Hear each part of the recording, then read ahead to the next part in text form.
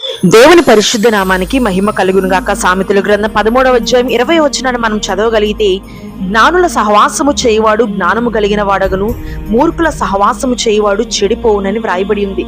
నీ జీవితంలో నువ్వు బాగుపడాలన్నా చెడిపోవాలన్నా నీ సహవాసం మీదనే ఆధారపడి ఉంటుంది అని ఇక్కడ వాక్యం తేటగా సెలవిస్తుంది.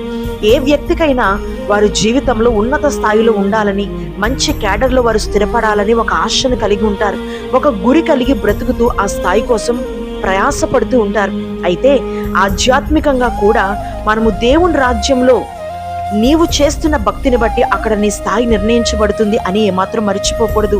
అయితే అక్కడ ఏర్పాటు చేయబడుతున్న ఆ స్వాస్థ్యము కోసము ఈ భూమి మీద నీ బ్రతుకు, నీ భక్తి ఎలా ఉందో నీవు పరీక్షించుకోవాల్సిన సమయం ఇది.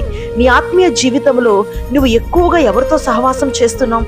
వాక్యం సెలవిస్తుంది, మన సహవాసం అయితే తండ్రితో, కుమారుడైన యేసుక్రీస్తుతో కూడాను ఉన్నది అని 1 యోహానుకు రాసిన పత్రిక 1వ అధ్యాయం 3లో రాయబడి ఉంది. దేవుడు వెలుగై ఉన్నాడు. ఆయన వెలుగులో ఉన్న ప్రకారము మనమును వెలుగులో నడిచిన ఎడల అన్యోన్య సహవాసం గలవారమై ఉంటాము అని వాక్యం చెప్తుంది. అయితే చెప్పబడిన వాక్యం ప్రకారం జ్ఞానుల సహవాసం నువ్వు చేయాలని, ఒకవేళ ఆ రీతిగా జ్ఞానులతో మనం సహవాసము చేస్తే మనము కూడా జ్ఞానము కలిగిన వారముగా మార్చబడతామని లేఖనం ప్రస్తావిస్తుంది.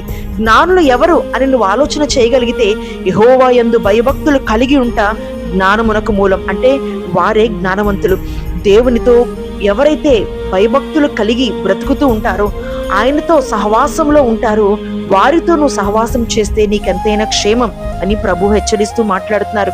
నీ సహవాసం మూర్ఖులతో కాకుండా, తుంటరులతో కాకుండా, కోప చిత్తులతో కాకుండా, మాంసం అధికముగా తినేవారితో కాకుండా, తండ్రి కుమార పరిశుద్ధాత్మతో జ్ఞానము కలిగి దేవుని యందు భయభక్తులు కలిగిన వారితో నీవు సహవాసం చేస్తే ఈ లోకంలో అనేక మందికి ఆశీర్వాదకరంగా మారడమే కాక దేవుని రాజ్యంలో గొప్ప స్థాయిని పొందుకోగలం.